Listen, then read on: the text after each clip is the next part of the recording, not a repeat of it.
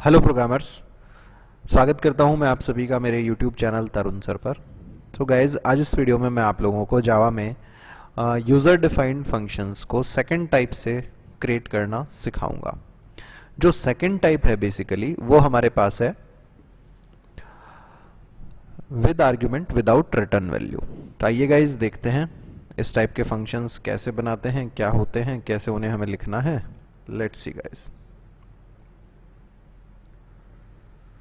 सो आइए स्टार्ट करते हैं।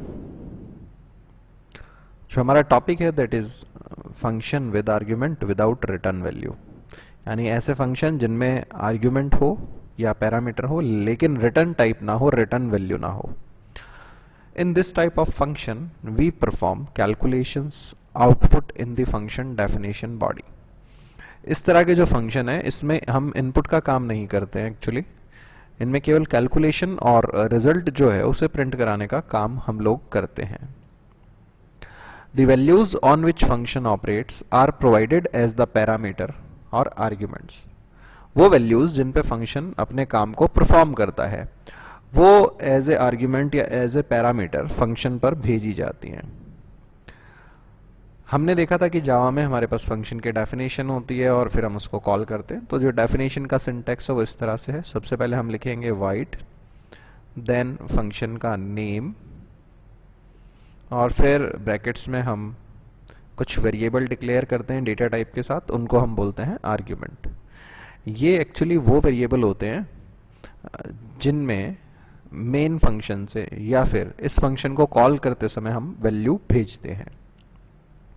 देन कर्ली ब्रैकेट्स में हम वो कोड लिखते हैं जो कि इस फंक्शन से कवर होगा, मतलब ये फंक्शन जिसको कंटेन करके रखेगा और कॉल होने पर जिसे हमें एग्जीक्यूट करना है। इस तरह के फंक्शन की जो कॉल होगी उसमें फंक्शन का नेम आएगा, देन आर्ग्यूमेंट्स आएंगे। अब हम लोगों ने कल प्रीवियस वीडियो में जो है बेसिकली एक फंक्शन बनाया था जिसमें ना तो आर्ग्यूमेंट था और ना ही रिटर्न वैल्यू थी, और एक्चुअली वो दो नंबर्स की सम का काम कर रहा था। उसी क्वेश्चन को हम सेकंड टाइप से क्रिएट करेंगे। So write a program to create a function which takes two numbers as arguments and prints their sum। So हमें एक फंक्शन बनाना है जो दो नंबर्स को एज ए आर्ग्यूमेंट ले रहा है और उनका सम प्रिंट कर रहा है। नीचे जो थ्योरी है उसको अभी हम कोड लिखने के बाद में देखेंगे, उससे पहले हम जो है बेसिकली इस प्रोग्राम के लिए कोड करेंगे। सो गाइज आइए स्टार्ट करते हैं। मैं कोड लिखने के लिए सबलाइम टेक्स्ट का यूज़ करूँगा। सो गाइज सबलाइम टेक्स्ट को मैंने शुरू किया।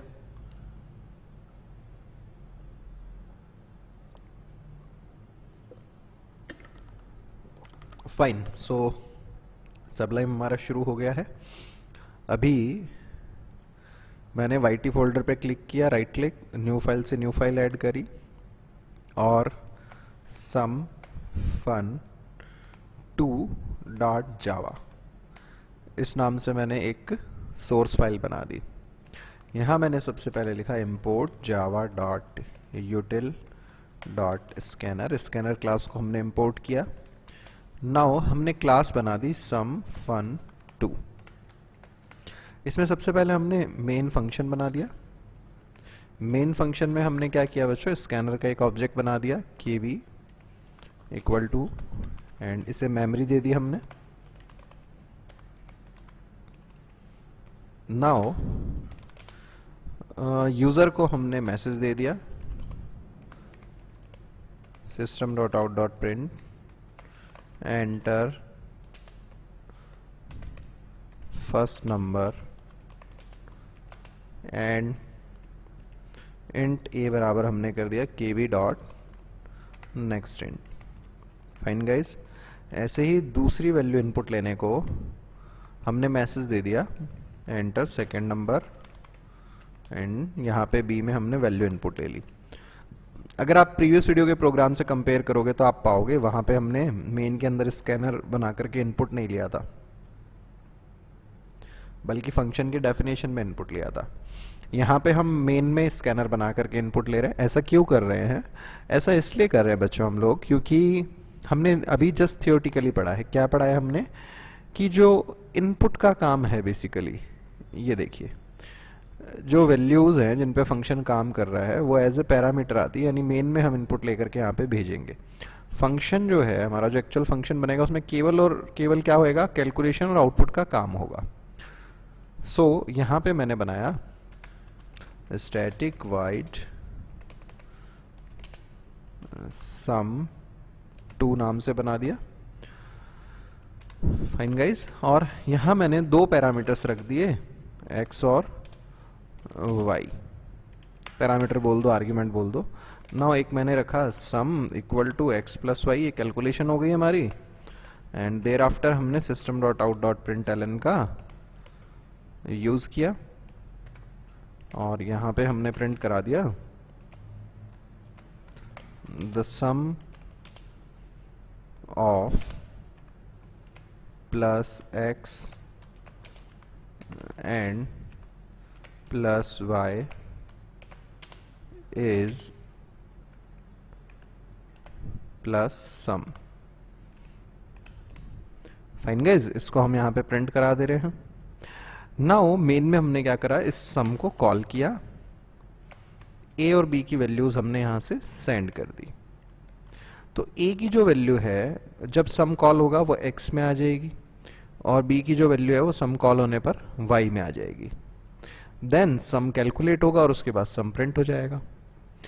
पूरे अगर फ्लो की बात करें तो जब हम इस प्रोग्राम को एग्जीक्यूट करेंगे, सबसे पहले मेन में कंट्रोल आएगा, स्कैनर का ऑब्जेक्ट बनेगा, देन ए में वैल्यू इनपुट होगी, उसके बाद बी में वैल्यू इनपुट होगी, उसके बाद सम फंक्शन कॉल होएगा। ए और बी एज ए पैरामीटर हमने, एज ए आर्ग्यूमेंट हमने यहाँ से भेजे हैं जो एक्स और वाई में आकर के स्टोर हो जाएंगे।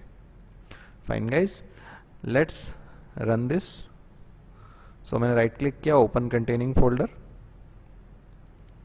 नाउ मैं CMD को स्टार्ट कर रहा हूँ। यहाँ हमने जावा सी सम टू, और सॉरी सम टू नहीं, हमारी फाइल का नाम था सम टाइप, क्या नाम दिया था, एक सेकेंड यार, sum fun two, right. So sum fun two dot Java. Okay, हमें कह रहा है sum a comma b cannot find symbol. ऐसा क्यों हो रहा है बच्चों? ऐसा इसलिए हो रहा है क्योंकि फंक्शन का नाम सम टू है, जबकि कॉल करते टाइम हमने सम लिख दिया था यहाँ पे। So let's correct this. Now इसे कंपाइल करते हैं। Okay great, perfectly fine, compiling. And now इसे एग्जीक्यूट कर लेते हैं। Enter first number 15 and second number 50। The sum of 15 and 50 is 65। Okay guys, तो ये था हमारे पास में दूसरे टाइप का फंक्शन जिसमें आर्ग्यूमेंट है बट रिटर्न वैल्यू नहीं है। थियोरेटिकल हमारा कुछ पोर्शन बचा हुआ है, वो देख लेते हैं। टाइप ऑफ आर्ग्यूमेंट की बात करें, दो टाइप होते हैं, actual and formal argument. First देखते हैं हम एक्चुअल आर्ग्यूमेंट क्या है। सो द वैल्यूज और variables which are sent while calling the function are called actual argument. तो वो वेरिएबल या वैल्यूज डायरेक्टली जो हम फंक्शन को कॉल करते टाइम भेज रहे हैं वो एक्चुअल आर्ग्यूमेंट होते हैं। दैट मीन्स यहाँ जब हमने सम टू को कॉल किया है, ए बी को भेजा है, A and B are actual arguments. ये एक्चुअल आर्ग्यूमेंट्स है हमारे पास, ठीक है गाइज। नाउ ये जो आर्ग्यूमेंट, एक्चुअल आर्ग्यूमेंट, ये कोई भी वैल्यू हो सकते हैं, वेरिएबल हो सकते हैं, एड्रेस ये नहीं हो सकते क्योंकि जावा में एड्रेस का कॉन्सेप्ट नहीं है। एरे हो सकते हैं या फिर कोई भी ऑब्जेक्ट हो सकते हैं, लेकिन स्ट्रक्चर का ऑब्जेक्ट नहीं होगा क्योंकि जावा में स्ट्रक्चर नहीं होती है। जावा में क्या होती है हमारे पास, क्लासेस होती हैं गाइस, ठीक है। सो स्ट्रक्चर ऑब्जेक्ट नहीं होगा यहाँ पे। थोड़ा सा आपको C++ को रिमाइंड करवा देता हूँ, वहाँ पे हमारे पास एड्रेसेस होते थे, यहाँ पे नहीं होते हैं। वहाँ पे स्ट्रक्चर्स थी हमारे पास, जावा में नहीं होती है। दैट्स वाई जो एक्चुअल आर्ग्यूमेंट है वो वैल्यू, वेरिएबल, एरे या फिर किसी क्लास का ऑब्जेक्ट हो सकते हैं। फॉर्मल आर्ग्यूमेंट क्या है? The variables which are declared in the parenthesis in function definition are called as formal arguments. So यहाँ पे ये definition में जो हमने ब्रैकेट में वेरिएबल बनाए int x y, ये हमारे क्या है? ये फॉर्मल आर्ग्यूमेंट है। x and y are formal arguments. ठीक है guys. Now depending on the argument passing technique, the formal argument may be variable. बिल्कुल वेरिएबल हो सकते हैं, पॉइंटर नहीं हो सकते, जावा में पॉइंटर नहीं होते हैं, रेफरेंस यानी ऑब्जेक्ट का रेफरेंस हो सकता है, कोई भी एरे हो सकता है, क्लास का ऑब्जेक्ट भी इवन हो सकता है डायरेक्टली।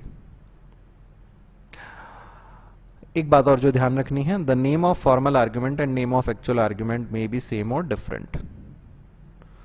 सो जैसे यहाँ पे सम 2 में जो फॉर्मल आर्ग्यूमेंट है ये एक्स वाई है, एक्चुअल जो है ए बी है, तो हम चाहें तो ऊपर भी एक्स वाई नाम के वेरिएबल बना सकते थे मेन में ए बी की बजाय, या फिर इस सम 2 की डेफिनेशन में एक्स वाई की बजाय ए बी नाम भी रख सकते थे, मतलब नाम सेम या अलग अलग हो सकते हैं फॉर्मल आर्ग्यूमेंट और एक्चुअल आर्ग्यूमेंट के। सो गाइज ये था हमारे पास जावा में second type of user defined function, that is function with argument and without return value. Guys अगर कोई भी डाउट रह जाता है इस वीडियो पर कमेंट कीजिए, मैं आपके डाउट को दूर करूंगा। एंड अगर आपको ये वीडियो अच्छी लगी तो मैं रिक्वेस्ट करूंगा आप वीडियो को लाइक करें, मेरे चैनल को सब्सक्राइब करें और अपने फ्रेंड्स के साथ शेयर करें ताकि वो लोग भी अच्छे से प्रोग्रामिंग सीख सकें। Thanks for watching this video guys, thanks a lot, have a nice day, have fun and enjoy.